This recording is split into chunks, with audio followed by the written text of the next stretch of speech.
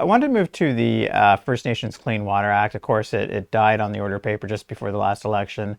Many people thought they would. There's no reason why the government didn't reintroduce it in the last session, and so they've promised once again to reintroduce it. But there are a lot of fears now from people we talk to that it's they're going to make changes and it won't be as far-reaching as it was. What are you expecting on this piece of legislation?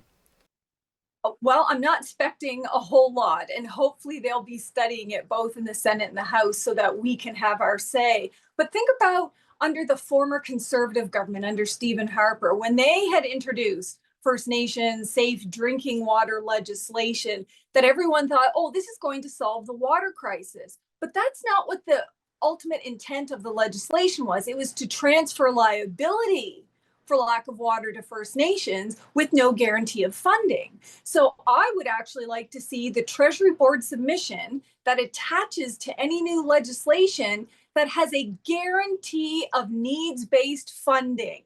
That it's not discretionary, because that's the key. The key really is the funding for the infrastructure, the upkeep, the O&M, the training, the hiring of water monitors, and to make sure that they're paid at the same level as others in the provinces. And I suspect that's not going to be the case.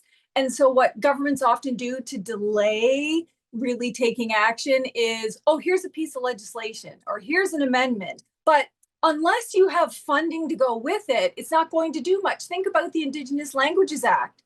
There's no right to have Indigenous languages to be bilingual. And there was certainly no funding, guaranteed funding, to save all of our languages, most of which are endangered. And I am very worried that that's going to be the case here with this legislation.